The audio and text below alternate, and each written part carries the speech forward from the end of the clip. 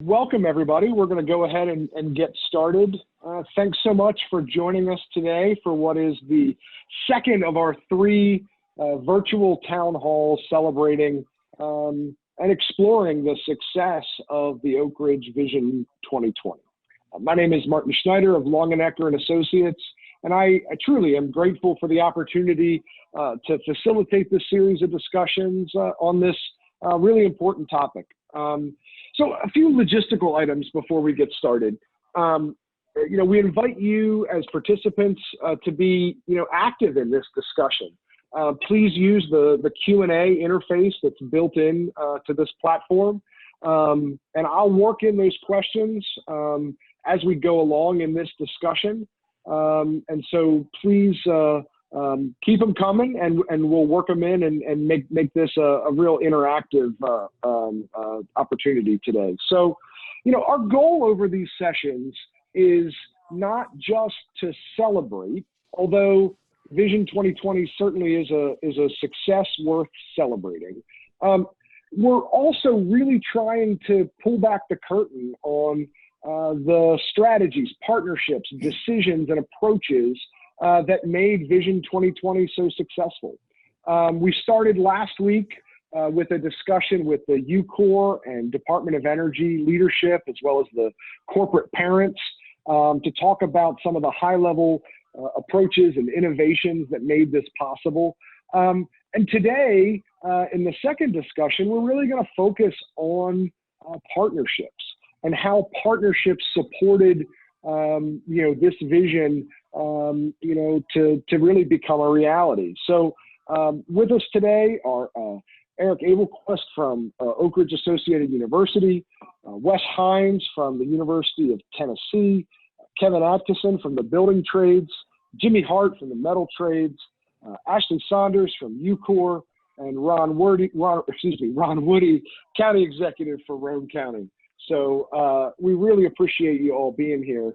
And I think this is going to be a really good discussion because, as we heard last week, all of these facets of the partnership, the contractor, the local officials, the universities, the unions and the workforce, small businesses, it really all comes together to really make this vision a reality. So Ashley, I want to start with you to talk about, the partnerships in the region that have really helped DOE and UCOR make Vision 2020 a reality. So how have these partnerships kind of provided that foundation?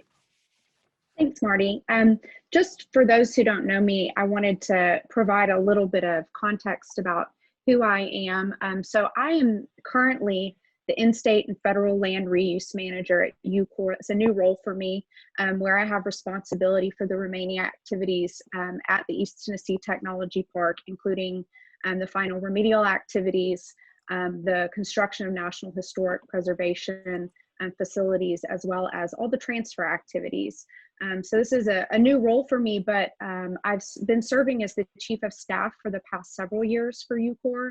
And in that role, I've really had the opportunity to see firsthand how these partnerships that we have within UCOR and within our community have enabled the success that we've had that's led ultimately to completion of Vision 2020.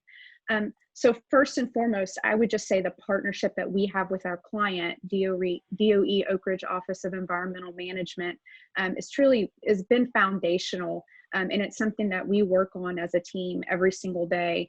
If you had the opportunity to hear UCOR's President and CEO, Ken Reuter, speak at the DOE National Cleanup Workshop, or last week on our first town hall, you would have heard him talk about the shared governance concept.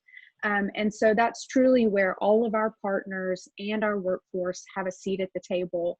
So that's, something I think we can elaborate on a little bit today. And I think we're so fortunate to have many of our critical partners here with us on the panel. I want to thank everyone for being here. I mean, certainly labor has been a tremendous partner for us in our relationship with our workforce and ensuring our success in the future. So thank you, President Jimmy Hart.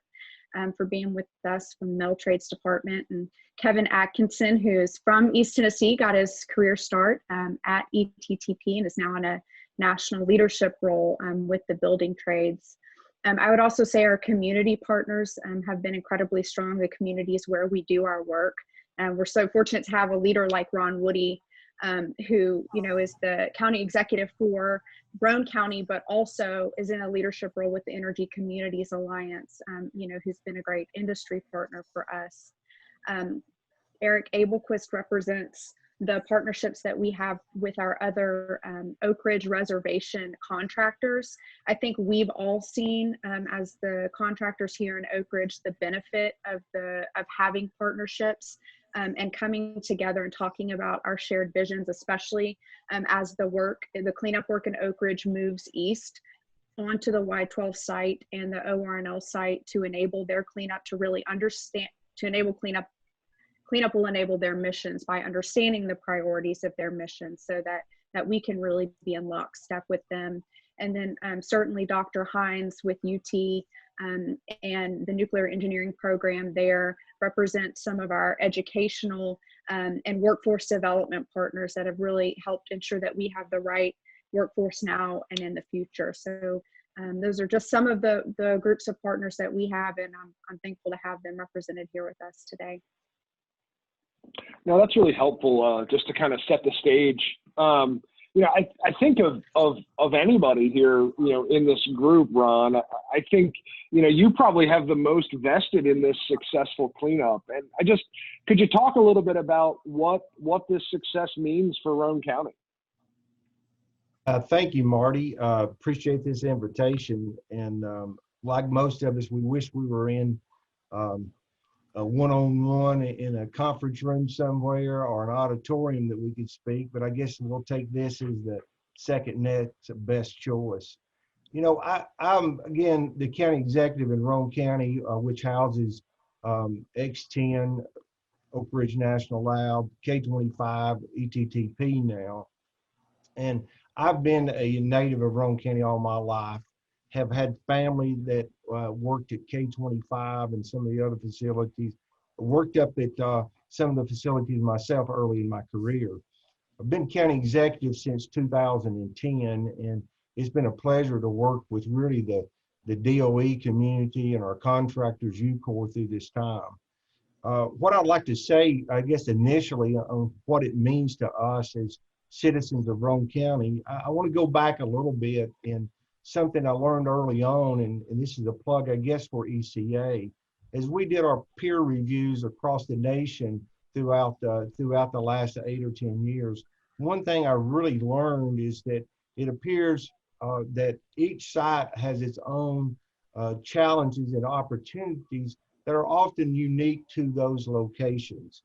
One of the first things I learned, though, that not being out in the other sites, and probably everyone understands it here, but if there's anybody who doesn't, is that the K25 site, the ETTP, is a neighbor. It is in our community. How many times have we gone to the ETech meeting at 7:30 in Oak Ridge, and our former lab director, Tom Mason, would come in and I called him his skivvies or so, because he was riding his bicycle. He rode it to ETech, and then he would ride it out to the lab. And you had all these three facilities that are neighbors. So from that, I want to answer it kind of this way. K25, ETTP was a neighbor.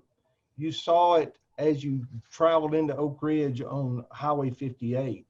You boated up the Clinch, and it was right off the Clinch River. So it wasn't hidden by square miles of buffer. It was really the next door neighbor. Really didn't personally understand that till you went to the Idaho site, the Savannah River site, the Hanford site, and everything so scattered out. So when I first became elected and had the opportunity to tour some of the facilities again and talk really about K25 ETTP, one thing I said is that, the facilities are not in operation anymore. They haven't been in operation for decades. And we were really just having and seeing the landfill in the skyline. And that's what you saw at ETTP. You saw the landfill because it was still erected. So what does it mean to us? Number one, to us, it was appearance. And it's not there anymore. The second thing I would say, it was a cleanup of our environment. Get it down, get rid of it, put it in the ground, and get it gone. And I think that's kind of what happened here. It's gone. So most of Roane County is downstream of Oak Ridge, and because of that, it was good to clean up the environment. Appearance, number one. Number two, cleaning up the environment. Number three, it was an opportunity to reclaim land, and we're going to hear this, I think, throughout the conversation today, for industrial use, business use, and really we're making it a partially a recreation. And I may say this a little bit later, and if I do, I'll apologize for saying it twice, but right through, and we saw this on Ken Reuter's presentation, Jay Mullis's presentation last week. You saw a map of ETTP, and going right through the map of the site there, we called it the rabbit ears, but it was Poplar Creek. And it's an opportunity as the site's put back into use of a little recreation also. What you see tangibly though is this. Adjacent to or across the river, we have 850 acres that's undeveloped. We have 400 acres that is in development now, potentially 400 new home sites that have been built in the last 4 or 5 years.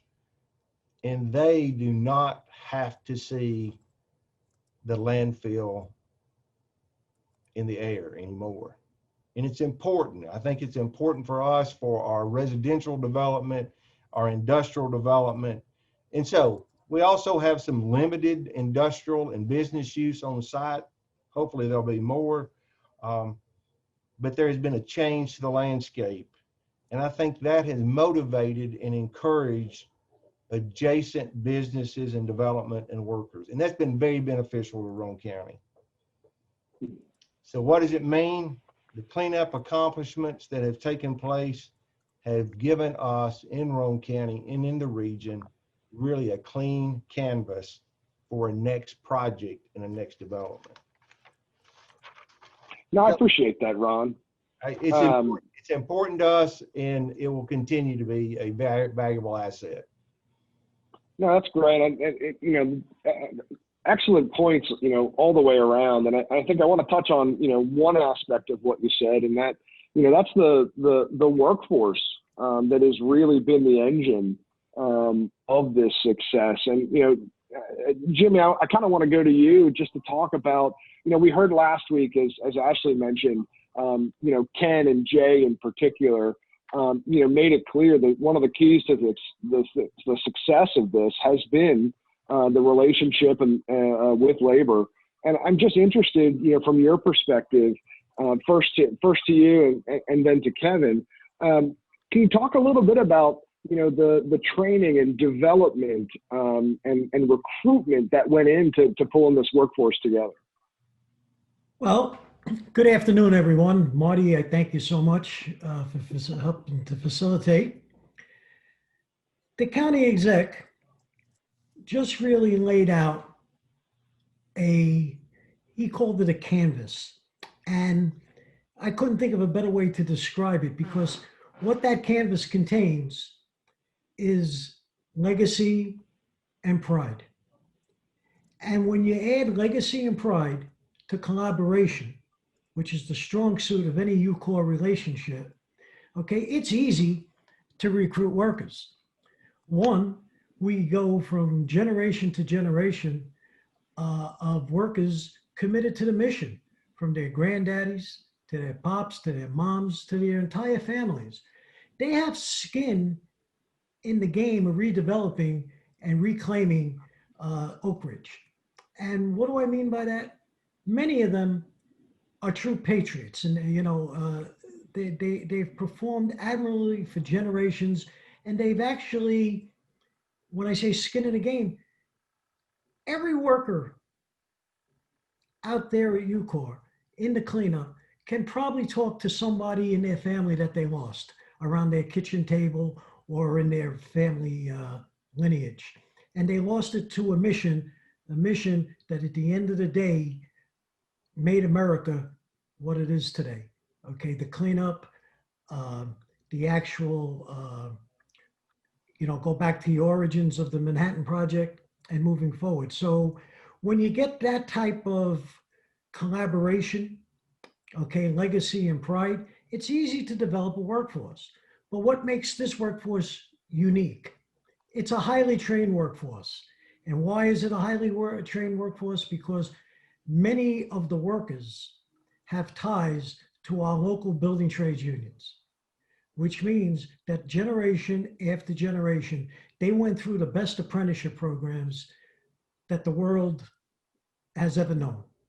Nobody trains workers like the building trades does. And for that, from the metal trades aspect, and because we're partners, the metal trades and the building trades, we share the same international unions, two different missions.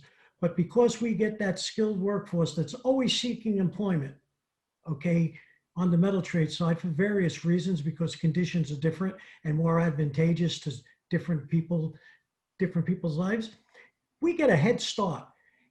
Almost any place else that you go in this country, the employer has to take a green employee and mold them into what they are. Okay, out at Oak Ridge, you can take a skilled professional and mold that skilled professional with a huge head start and get out in front. And when you start to add legacy and pride, you're attracting the youngest, the best, and the brightest. Maybe they don't come through the apprenticeship, but they are the tops in their classes and their universities in the region. And people want to travel all over. So developing the workforce, training the workforce, there's a lot of thought that goes involved in training that workforce. Our building trades partners play an amazing role in that. Our collaboration with the contractors, setting up metal trades apprenticeship programs and funding these, training through collective bargaining is a huge factor in developing what I believe is America's premier and elite workforce. No, that's really helpful. And I as I asked, Kevin to jump in here, and I really am interested to explore a little more, Kevin, that relationship between building trades and metal trades, and how that has really, been an enabler of success on this project. So Kevin, let's go to you next. Thanks, Marty. I appreciate you and Longenecker and UCOR and the Department of Energy including the building trades into this town hall meeting this afternoon. We appreciate the invite. As far as recruiting and retaining this workforce from a building trade standpoint, like Jimmy just spoke of, it's all part of what the building trades does. Is we pride ourselves on providing a skilled, trained workforce whenever they get to the job. So whenever we send an individual to work out there, they've already went through roughly 3 to 4 weeks of training on their own time, on their own dime. This is not training that they get paid for. It's basically training that they've went to training centers that the local unions have a checkoff for training that the contractors pay into at no additional cost. It's all part of the total package for the individual that's working. And they, like I said, it's whether it's rad worker, hazardous waste, asbestos, hoist and rigging, aerial lift, cutting and burning. I can go on and on and on with this training, but that's the building trades goal is whenever we send an individual to UCOR or to any of the DOE or NNSA facilities, whenever they get there, they hit the ground running. There's no lag time for the employee. They don't have to sit in a training room on site. Whenever they get there, they're ready to go to work. And, like I said, a lot of these folks do this as an investment, knowing that they're going to get the job whenever they get there if they just put in the time and the money, you know, to do 3 or 4 weeks without that pay to get that training to be able to go to work out there. It'll pay off for them for hopefully for years to come. You know, the workforce, a lot of those guys has been around out there since the mid to late 90s, going all the way back to the old days. My old stomping grounds, the 3-building D&D project that BNFL had there that kind of started up the cleanup work there at ETTP. So, you know, a lot of those guys have been there for 23 years, and some maybe even more than that. So you get that with those folks. You know, it's just you know, it's kind of like second nature to them at that point. And you know, after 23 years of working out there on site, those guys know what they're doing, and they've become really good at it. And they have a very good contractor to work with them now in UCOR that has morale at an all-time high out there. And I'm a firm believer, working out in the field myself, if you have morale, you'll have 2 things to follow, and that's great production and great safety. And UCOR is a prime example of that. Well, that's interesting, Kevin. I mean, you talk about morale. So in a project like this, where, you know, workers are generally, you know, working themselves out of a job, you know, and that can really impact morale. And so I'd be interested, you know, did you see that on this job? You know, was it different for your members, you know, on this project? Certainly. I mean, the morale hadn't always been like that, Marty. But when UCOR got there, I think that they made that a focus, that they were going to change that atmosphere, and they did. You know, whenever UCOR first came to town in 2011, they met. This happened to be the president of the council at that point with the Knoxville Building Trades. And they sat down with all the partners, or with all the building trades, and told them that, hey, look, we're going to develop a partnership here, and we're going to listen to your all's input. And, you know, and they did just that. I mean, and it started from the top down, Marty. Whenever you have the CEO of a company to come in and sit down, and they listen to everything that you say, and then you actually see it implemented. And, you know, like right now, you've got the COO, Steve Dahlgren. I've heard him say numerous times that this is the greatest workforce that he's ever had. And whenever that feedback gets to the men and women out in the field that's doing the work, they'll do whatever they can for a person like that. Like I said, it all starts from the top down. Ken Reuter, another guy. Jay Mullis, I've heard him, you know, point at labor and talk about how good of a workforce you have in Oak Ridge. And stuff like that can only build and help that morale. Even those guys are working themselves out of a job. From a building trade standpoint, Marty, that's what the building trades does. Whether we're building a hotel for Marriott or Hilton, you know, that project's got to be completed. You know, we don't specialize in maintaining and operating a facility. You know, we're into either building it or tearing it down. And in this case, it's tearing it down. And where our members understand, and where they're hedging their bet, is if they perform well enough, they're going to have other opportunities. And just like at ETTP, they see those buildings coming down. They know they're working themselves out of the job. But then you look at the biology building in Y12, you know, you still got the alpha and beta buildings at Y12 that's got to come down. There's cleanup work at the lab. So they know if they keep performing like they are with UCOR, they're going to continue to, you know, they're going to, lawmakers and appropriators is going to see them as investment worthy. And taking a page out of Ken Reuter's book there when I say investment worthy. But you know, that's where they're hedging their bet at, is they're looking at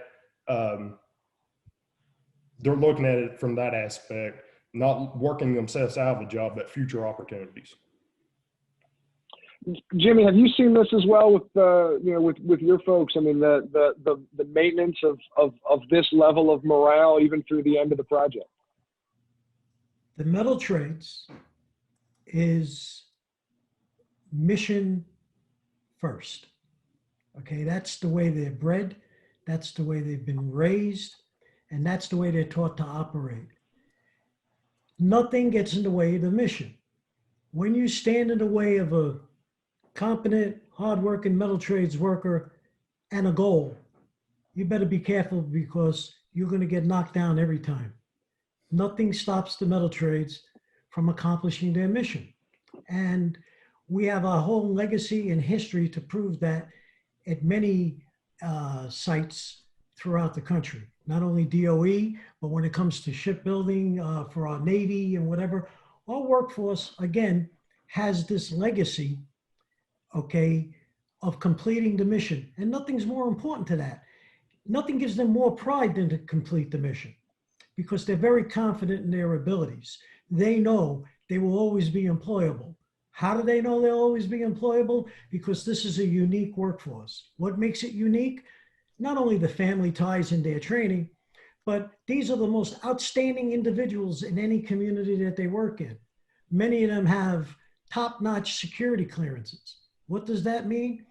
We've had instances where our workers, okay, our members, if they as much as have an argument at home, and word of that argument filters out to a law enforcement agency, they can be removed from the job, and they have been removed from the job. And the truth of the matter is over the last 10 years or so, examples of that have not been, have been minuscule. Okay, very rare outside of the human condition do any of our workers get removed and lose their security clearances. I'm very proud of that, because that makes them the most upstanding of American workers, bar none. So they never look at working themselves out of a job. Does it cross their mind? Of course it does. But at the end, they're mission driven. What makes it easy to sell is good contractors. And again, collaboration.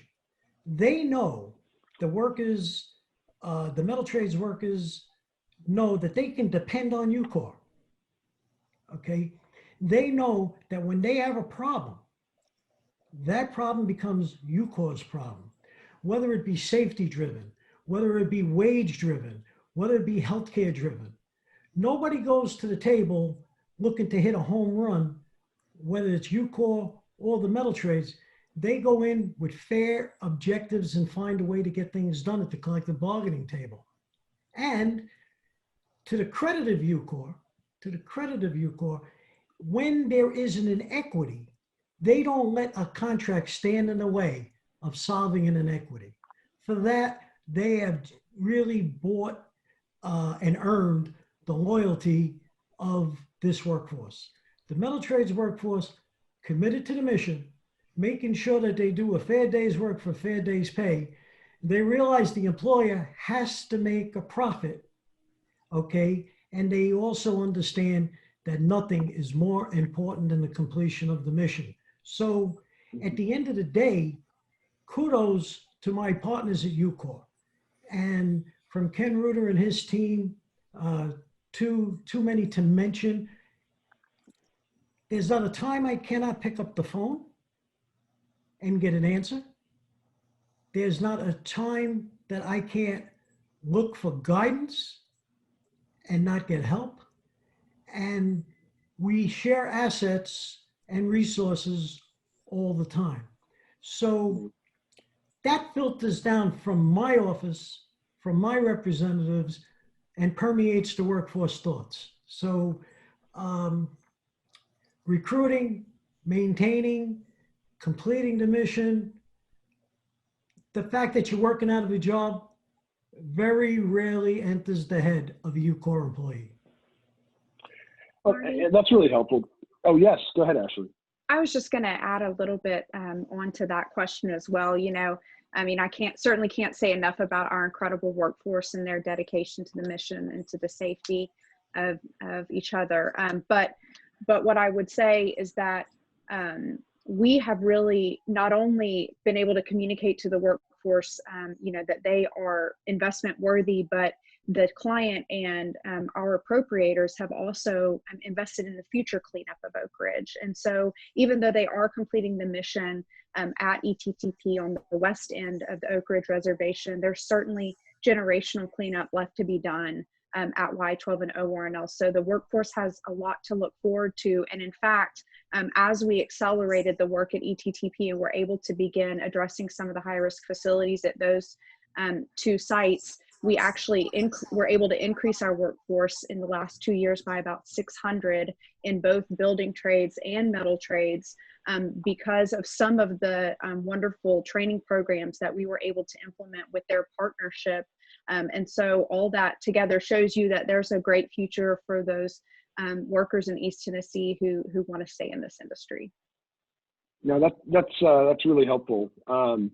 You know, I want to continue with this workforce discussion because, as I said at the outset, you know, this really has been, you know, the engine of this success. And, you know, Wes, I want to talk a little bit about kind of a different aspect of workforce development, and that is, you know, how this relationship with UCOR and University of Tennessee has been benefiting your students and impacting workforce development for the nuclear industry, even beyond East Tennessee. So, you know, I'd like to toss that next one to you.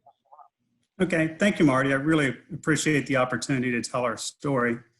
Our partnership with UCOR started several years ago, with meetings to explore how we could work together and bring value to each other's organization.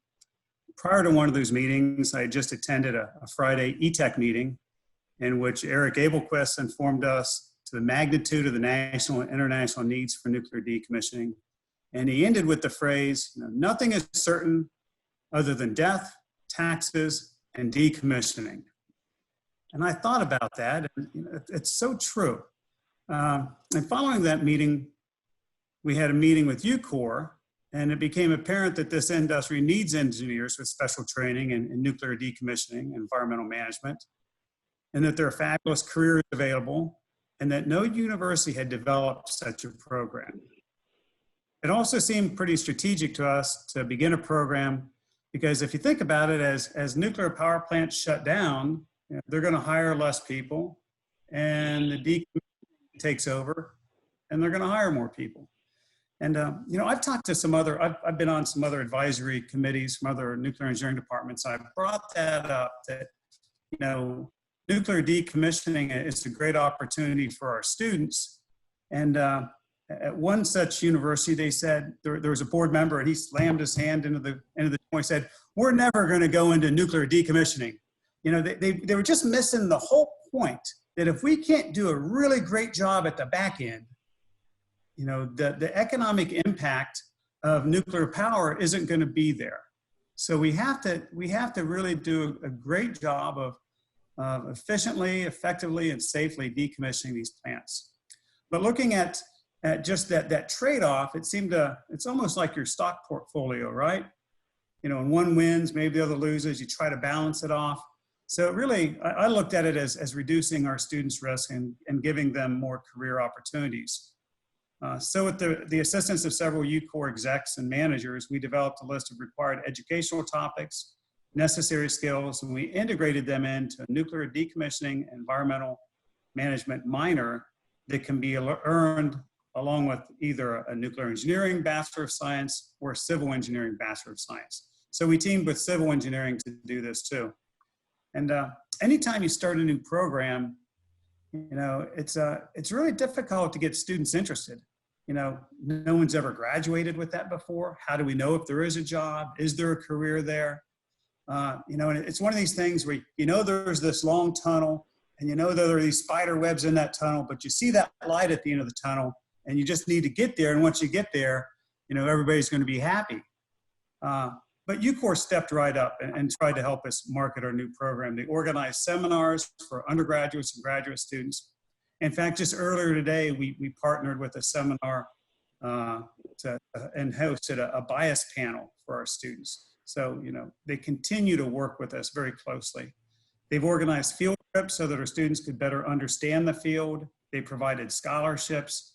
They've hired some of our students as interns and later as full-time workers. We graduate about 4 to 8 students every year with this minor, and they've all found really good, solid employment. This most recent year with COVID was really difficult for our graduates. We had probably about 30% of our students not having a job before they walked across the stage. Usually that's less than 10%. However, every single one of our nuclear decommissioning environmental management minors, they found a job, and several mentioned that having the related internships in the minor were instrumental for them in securing their jobs, both in East Tennessee at places like Y-12 and throughout the United States at places as far away as San Onofre. You know, I really feel that this partnership is going to provide positive impact to our department and the nuclear decommissioning community for years to come, both here in East Tennessee and throughout the nation.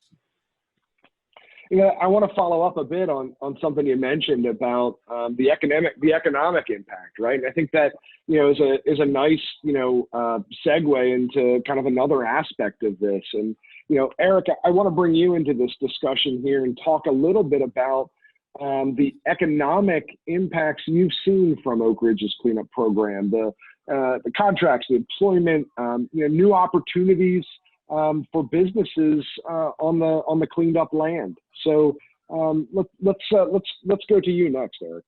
Okay, thank you, Marty.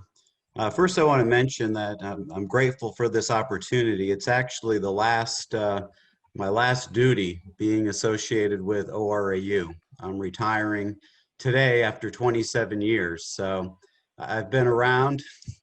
I've been around Oak Ridge for a long time. I had to chuckle when Kevin mentioned the 3-building project because ORAU performs independent verification of cleanup. And so we were checking how well the cleanup was done at BNFL at the 3-building project back in the, I guess that was, gosh, early 2000s, late 90s, something like that. But anyway, I've been in the decommissioning field for most of my career, 30 years. And usually it's at the back end of the project to make sure that all of the cleanup criteria have been met. So when you think about economic impact, the first thing that comes to mind is just the workforce, the direct jobs. And I believe UCOR has around 2,000 workforce. So there's a significant economic impact from that workforce. Plus you figure all of the indirect jobs that are spillover effect from those direct jobs. In fact, a couple of months ago at an ETEC meeting, we had Jay Mullis and Ken Reuter present the Oak Ridge cleanup and just what the significant economic impact was. And I believe the number was $1.3 billion economic impact. And so clearly, cleanup is good business. Cleanup is big business. And I'm very glad to see that Wes Hines is finding work for the decommissioning miners, because I expect the numbers are going to keep growing. So another way of looking at economic impact is that as these jobs pick up and people continue to add economic activity, it broadens the tax base. Nobody wants to see their taxes increase. And so growth helps that. It sort of spreads the tax base to more people, more industry, more businesses, more retail shops open up. And so you end up with that being a very positive economic impact. And then I think it was mentioned previously that because UCOR and the Oak Ridge Cleanup Program have been such good stewards of the cleanup dollar over the last 3-4 years, I remember maybe 5 years ago, the typical Oak Ridge cleanup budget was somewhere around 450 million. The last few years, it has skyrocketed up to more than $600 million. And I think that's directly attributable to the outstanding workforce, the significant results that the cleanup program has achieved, which has allowed not only Vision 2020 to be a major milestone that we're celebrating this week, but it also has allowed UCOR to move east and take on the significant challenges at both Oak Ridge National Laboratory and at Y12. And so that cleanup mission continues to build momentum, produce results, and all of that is just continuing to keep the economic activity going. If you go into Oak Ridge, you'll see that there is a lot of optimism. There's more retail going in. The mall is finally gone. When I first went to Oak Ridge, there used to be a mall and a food court, and we'd actually have lunch there. And then for almost a decade and a half, it was nothing. It was a blight in the downtown area of Oak Ridge. And really, over the last number of years, it has totally turned around. There's growth, there's new businesses coming in, and it's not completely due to the Oak Ridge cleanup program, but certainly the cleanup has been a major factor in the success in downtown Oak Ridge. The last thing you asked for, Marty, that I'll mention is that there is certainly economic impact from the cleanup of property. And so first of all, I'll mention that Oak Ridge for many, many years has had the stigma of, you know, people jokingly, and many don't understand, but they think, okay, you live in Oak Ridge, you must glow, right? And we're glowing from the pride and the optimism that we have. We're not glowing from any radioactivity, but that was the stigma associated with the contaminated properties. And so with the successful cleanup of ETTP, there's been a lot of talk about what new industry, what new businesses could be coming into the ETTP. And the first one I'll mention is a general aviation airport. Now that would run right along Route 58. That's very exciting for a number of companies to put Oak Ridge on the map, to be able to have business leaders fly in to a general aviation airport. That's a big deal for a community. Related to that, some of you are familiar with Koch Pharma. Koch Pharma is a medical isotope producer, and what they've done is they've agreed to build a facility that would produce Moly-99. Moly-99 decays to technetium-99 metastable, and that is the most widely used radioisotope in the world. There's a huge demand for it, and so having the ability to quickly transport that product to all over the world is key. And so to have an airport right next to where they're looking to build this is on Duck Island. And so this would be a tremendous benefit of reindustrialization of ETTP to allow Koch Pharma to produce medical isotopes that then could be transported throughout the world to solve the need for imaging and health issues. So I'll stop at this point and just say that the economic impact has been significant from the direct work, the spillover effects of economic activity, to the cleaned up land being potentially reused for many other productive reuses. And it's extremely positive and a lot of optimism in Oak Ridge because of that. No, that's a really good overview, and certainly a lot of exciting opportunities ahead. You know, Ron, you know, from your county executive seat, I'm interested, you know, listening to everything Eric laid out. I'm interested in your perspective on the economic impact as this cleanup moves forward. Has this been an engine, you know, for the economy in Roane County? Thank you, Marty. There's no question. Eric did a good job, so I'll just hit a few other highlights. You know, it ended up being an industry in and of itself. We think of manufacturing, people going to work, they're producing something, they go back to their home, they work there their entire life, and they retire. when you think of construction, you think of mobility, people moving. I got a brother that's a retired Boilermaker now, and he worked all over the country. But this cleanup project, it was a career. It was a career as some people transition to their last career and some people transition into their first one.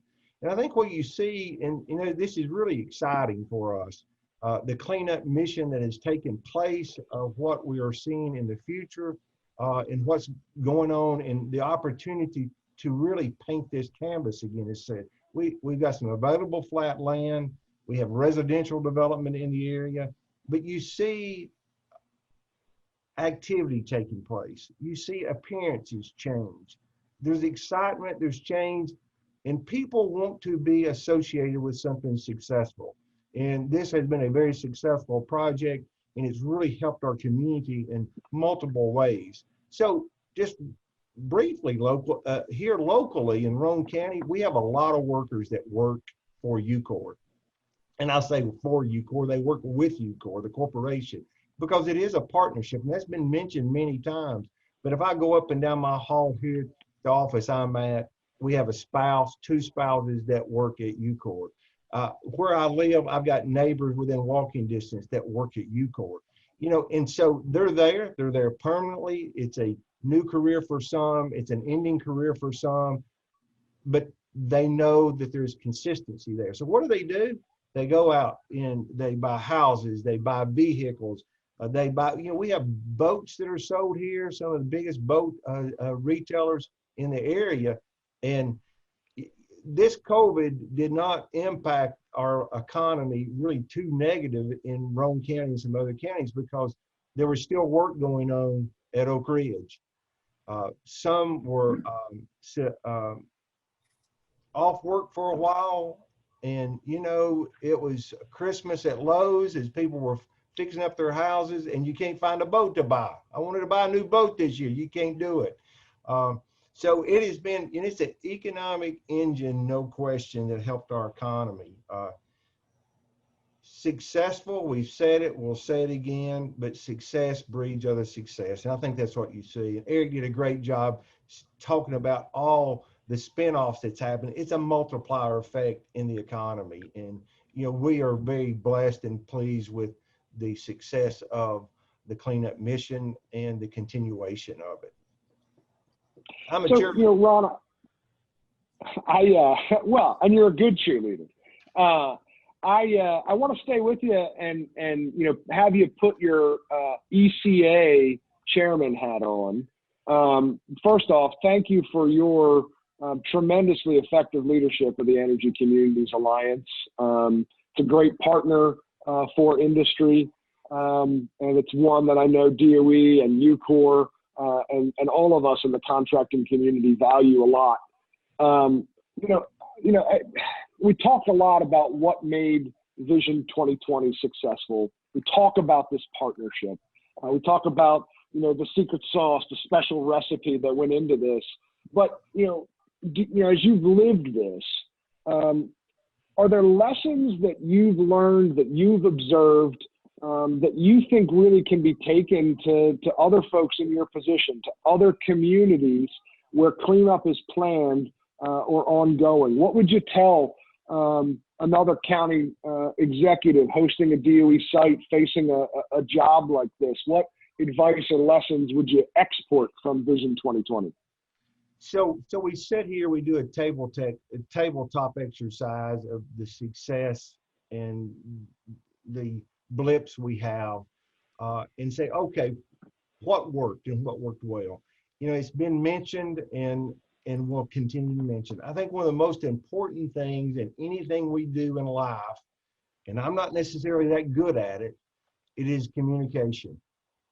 It really is communication. It's got to be relevant and it's got to be timely. I think that's one component of a special recipe. I'm an elected official, and I recognize how hard it is to communicate with my county commission and the citizens. And I don't do a good job at it. I really applaud DOE and UCOR as they reached out to the community. And we don't have to know everything, and we never will. But one thing I've learned throughout life is in the absence, in the void of information, it's human nature that we make things up. We think the worst of the situation. So communication, I think, is at the top of the list of something, a good recipe of success. It's a very important component of the job, not only to the elected officials, but it's important to the workers in the workforce. And I think that's one thing that UCOR did an excellent job at, I think, because, you know, I see the UCOR workers in the community here, and you like to hear them say good things about their employer, and they do. We don't always have to agree on what we're doing, how to get it accomplished, but we want to be somewhat involved. Now, as elected officials, it's good to know a little piece of information when someone sees you on the street. They expect you to know stuff, and they expect a whole lot more of us than we're capable of giving them, but it's good to be able to say, you know, I had lunch with Ken Reuter the other day. I was with Jay Mollis the other day, and here's what's kind of going on in Oak Ridge. K-25 is coming down, but you know, they're going to move the workforce east. It's good to know that. So they are our neighbors.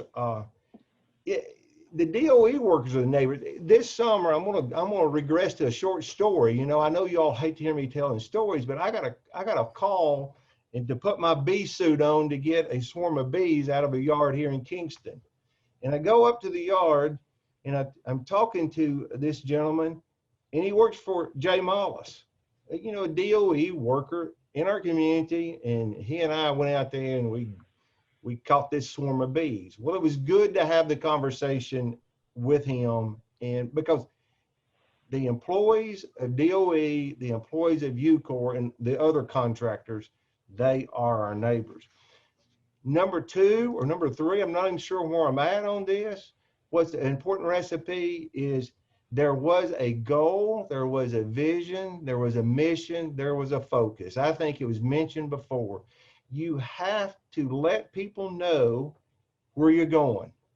And if they know where you're going, they may kick and scream sometimes, but they're there to lend a helping hand and to get things accomplished. I think it was very important to say, this is what we want to get accomplished, and this is when we're going to get it accomplished. And you work to that end. I think that helped make this a successful program. Like I said, there may be some disagreements along the way how we get there, but along the way, there's a target, there's an achievable goal. I appreciate Sue Caines. It was mentioned before, Mark Whitney, Jay Mollis, and I appreciate the times. And I know it was hard for them to try to get it down to my level to understand, but we met, we conversed, we broke bread together, and we did the same thing with our contractors. So kudos to all of you all. There was an end game, everybody knew it, but everybody knew it also that there was going to be another game that was going to start, another job. So communication that's relevant and timely, establishing goals, missions, and a focus. And part of the communication, Eric, part of the communication is something we have here that I don't know whether they have in the rest of the country, is we have an E-Tech that we can get together and we can sit side by side and we can discuss family, friends, and business. So there's 4 or 5 points there that I say made this successful.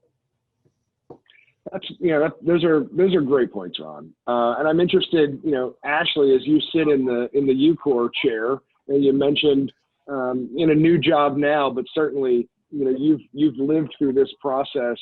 What other, are there other lessons or best practices or more of that secret sauce that you would say we could export elsewhere in the complex? I think Ron had so many great points and things that I would echo. The only thing I would add is how foundational I believe trust is in all of the relationships that we have. And trust is something that's built over time.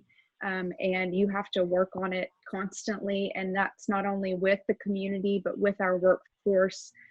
You know, I believe it's often easy to say some of, make commitments, but I think that what you do and your consistency is how you build that trust. So, we say that we're committed to the safety of our workforce. We say that we're committed to the continuity of our workforce to move from ETTP to the other sites in Oak Ridge. But I think that they've seen that consistency from us and from DOE, and then that's engendered trust with us and our workforce. And also, as Ron said, these are our neighbors, they're members of our community. And so it also helps us build that trusting relationship with the community. And we certainly try to keep those open lines of communication with Ron and his counterparts in the city of Oak Ridge and the county of Anderson. I mean, we really try to make sure that we have those conversations constantly. I would also say that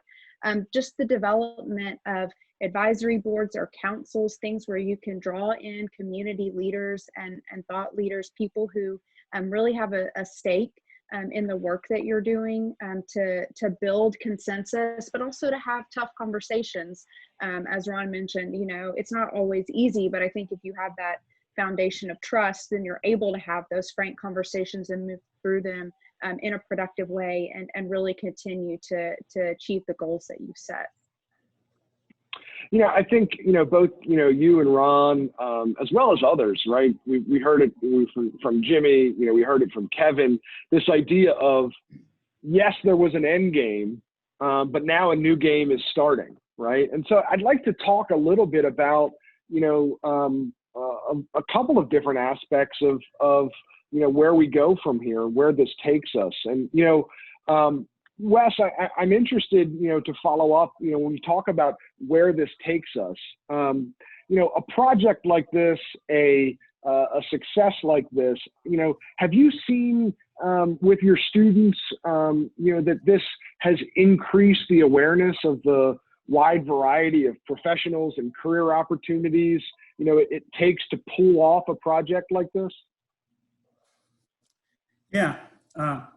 We've been extremely fortunate to not only partner with UCOR, but that UCOR partnership developed into other strong partnerships with other local companies, and especially with ATIBA. You all probably know this, but ATIBA is the Energy, Technology, and Environmental Business Association. It's a nonprofit trade association that represents about 170 companies that provide environmental, technology, energy, construction, those types of services to both government and commercial clients. So when you think of, you have this entity, this nonprofit that represents 170 companies, you start working with UCOR, which represents several companies, but that leads into this relationship with ATIBA. And ATIBA saw partnering with us as an opportunity to assist its members in meeting their workforce needs. So they allow our students to attend their conferences, their yearly conference, for free. They've set up what I call a match.com type of website to match companies with students. So companies can post job opportunities and our students can post resumes. They've set up scholarships for our students to help fund them, to help them continue their education and graduate. Those are just a few of the things that they've done. But it's through partnerships like these that our students have been given these opportunities to learn more about the number of companies and the variety of companies involved in these massive projects. So our partnership that just started with UCOR has grown across the complex and across East Tennessee. We're so fortunate to be located in East Tennessee, where there are so many thriving companies who are excited to partner with us, our nuclear engineering department, and our students. I appreciate that. And, one aspect, you talked about those important linkages with the broader business community. One area we really haven't talked about is small business. Eric, I'm interested, as you've looked at the success of Vision 2020, what's been valuable? What's been the impact on small businesses in the Oak Ridge community? I think a couple of things come to mind, Marty.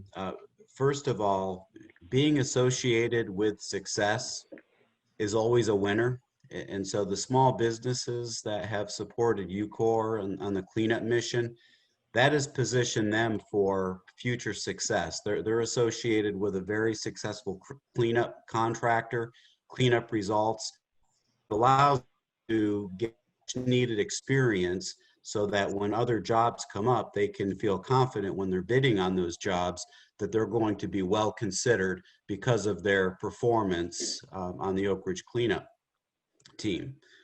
Related to that is the fact that as the work has grown, you know, I mentioned that from a budget of typically 400, 450 up to more than 600 million, you get a situation where the work becomes more complex, it becomes challenging, and you need specialty services. And so there are a number of small businesses in Oak Ridge that provide these kinds of services that are very unique to, I'll give a couple of examples.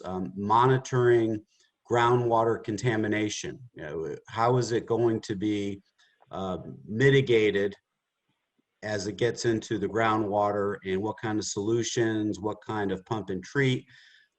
Mercury is another contaminant of concern in Oak Ridge. And so there's contractors that are working on chemistry and just different approaches, different technologies for cleaning up the environment. So these are typically specialty services contractors. They're innovative. They typically take risks that are related to solving the challenging problems that are facing these cleanup challenges. So overall, I think the number of small businesses, whether it's startup or whether it's you know, a company that's been around for many, many years, they have gotten a tremendous amount of experience working with UCOR and the overall Oak Ridge cleanup business, and they are able to position themselves for the DOE cleanup across the entire country. And not only that, the nuclear decommissioning that is picking up commercially. You know, we have a lot of nuclear power reactors that are shutting down after very productive operating lifetimes. And these subcontractors are finding that they're also competitive working in the commercial nuclear decommissioning industry as well. So it's sort of like success breeds success. They get the experience. They're associated with a very positive Oak Ridge cleanup experience, and that positions them for much more success in the future. You know, and you know, as we look to the future, you know, I wanted to come back, you know, Kevin and Jimmy, and start to think about what keeps this partnership strong as the cleanup enters the next phase. So, Kevin, I'll go to you first. You know, as we enter the next phase of cleanup, in your mind, what are the things that are going to keep this this labor partnership strong?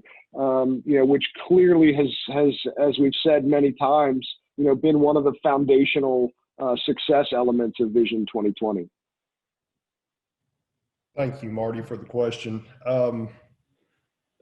Really, I think that what's going to keep this thing strong is, you know, labor has always been there with their hand out, but once again, we have a partner with UCOR, and it all starts with the leadership. You know, so many times you see organizations, companies take on the form of the leadership. And when you have a CEO like Ken Reuter that really gets it and values that partnership, from the building trade standpoint, we don't worry one bit, as long as Ken Reuter's in Oak Ridge, of this partnership slipping, going backwards. It's only going to get better, stronger under his leadership, because you know, I've made this statement before, and I'll say it again in front of all these people. If we could clone Ken Reuter and put him at other projects, other job sites around this country, we'd be a lot better off because he just, and I know I'm repeating myself, but he gets it.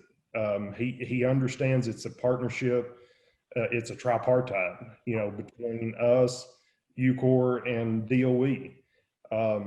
You know, I heard someone mention a while ago, I think it was Ron Woody, that mentioned Sue Cange and Mark Whitney. And, you know, Jay Mullis has just picked up where they left off. We've always been blessed with having a great leader in the DOE environmental cleanup office. You know, like I said, it started with Mark Whitney, followed by Sue Cange, and been no drop off with Jay Mullis. I mean, he's done a terrific job. He's always been there with his hand out, willing to work with the building trades. And I'm sure Ken Reuter would echo the same thing from the contractor standpoint. So, you know, one of the things, to finish answering your question, Marty, what will it, you know, DOE and UCOR do to make it stronger? You know, one of the things that I've never seen done before that Ken Reuter does as a CEO of a company, he meets monthly with the local building trades president, with the metal trades president, with all the leaders that have equity in the game. He has monthly meetings with them, sits down, eats dinner with them. They work through problems and issues there. But not only there, but we also have a mechanism called the UMAC meeting, the Union Management Administrative Committee in Oak Ridge, that's held the third Tuesday of every month. That the building trades, and there's a management co-chair that UCOR always has a presence at. And it does, you know, never surprises me to see Ken Reuter to walk through that door. You know, here's a CEO of a company coming to, you know, a UMAC meeting, you know, once again, because he gets it. He understands and he values that relationship with labor. And, you know, like I said a while ago, you hear Jay Mullis talking in front of groups, and he's quick to point out how good the relationship is with labor and how good the workforce is. And whenever we hear him say that, you know, it just makes that, you know, it puts the warm fuzzy in us that we're appreciated, and that, you know, they're standing there with their hand out. And as long as they're standing there with their hand out, we're going to break our necks trying to work with them and to make it work. Good points, and you know, good path forward. I would pose the same question to you, Jimmy. What keeps this partnership strong into the next phase? Transparency, pure and simple. The relationship with UCOR is, there's no issue that labor cannot confront and solve when it has a willing partner, a transparent partner. And UCOR is a transparent partner that will serve us well into the future, in future complex, dealing with other complex issues and new job opportunities. But most important, the relationship has helped the metal trades and the building trades, for that matter, grow. And when I mean grow from within. They have opened up, you know, to steal a phrase, I guess, from, I guess it was Bobby Kennedy, and maybe Bernard Shaw, if I remember right. You know, some people see things as they are and they ask why. Okay. Others dream of the way things can be and ask why not. Transparency is why not. Trust is why not. When you're transparent, you've got trust. When you've got trust, intelligent individuals will work together, okay, to complete their mission. So whatever the future holds, many lessons have been learned from the UCOR metal trades model of labor management.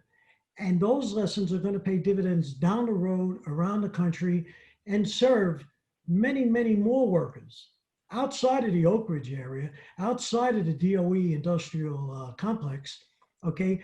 But the lessons that came out from this relationship will serve all American workers and companies better. Because why? It's a working model that produces excellent results. No, I appreciate that. And I think, Ashley, I want to go to you next. First of all, I think you have the action, I think we'd all agree, to clone Ken. So I think that's what we take away from this discussion. So I'll ask you to get on that.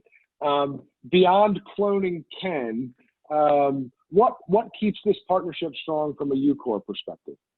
Well, I guess I'd say we're lucky that they're not sick of us, because we do spend so much time dedicated to our partnership. I mean, Kevin mentioned it, at every single level, we try to really build those relationships with our local leadership for both ATLC and Knoxville Building Trades. We talk to them on a daily basis with our labor relations team. And those of us who are supporting work in the field, and then we spend a lot of time strategizing with the leaders we have here on the call. We go to them in DC and we sit down and have dinner and talk about the future of the work and how we can make sure that our partnerships are successful in the future. We ask them to come and visit with us and visit with the workforce, understand the work and what's needed for the workforce to address the next phase of cleanup, and then we celebrate our successes together. So we're really looking forward to having them in town for the Vision 2020 celebration. Absolutely. As we wrap up and we look towards that celebration in October, Ron, I kind of want to give you the last word here. Obviously the funding for these kind of efforts comes from Congress, but the partnership with the community, is really what enables this kind of success. So as you look to the future, what keeps this partnership strong, and what can the communities do, to continue to support, UCOR and the Department of Energy to reach the next milestones? Thank you, Marty. As there's been a lot of great things said about how this has been a successful project, and we cannot say enough about the workforce. And when we talk about the workforce, we are talking about them being our neighbors. And I'm going to go back to communication. It's important for the workers to understand the mission, the focus, the goals to be accomplished. It's important for the elected officials. We get it from DOE, so it's important for the contractors to know. It's important for the media to also be involved. I mean, we are a community. We are a community together. And we can accomplish anything we desire if we put our minds and our workforce to it. So I think it's part of the communication. It's part of everyone. People love to be on the winning team. And when you're on the winning team, it seems like you win more. My dad used to always say it's easier to win when you're winning than to start winning when you're losing. So whatever it takes, whatever the community, whoever that community may be, they have to work out the details of what is it going to take to be successful. And we've outlined a number of those here today. Again, you'll see that the Department of Energy and the communities, we don't always see eye to eye on things, but Ashley said it, others said it. You got to have you got to have trust. You got to be transparent in the decisions that are being made. And I think that's very important. We have to be, if it's that important of a project to sell, we've got to be able to sell it. And we have to do that, I still think, through communication, because we're all in this together. Years ago, we had our small businesses, we had manufacturers. That leadership in those organizations, they became our Rotaries, they became our Civitan leaders, they became our community leaders. One thing I'm going to say kudos against for UCOR again, and a lot of our other contractors up there. We have 2 UCOR employees that sat on our county commission. And I have to say thank you, UCOR, for letting them do that.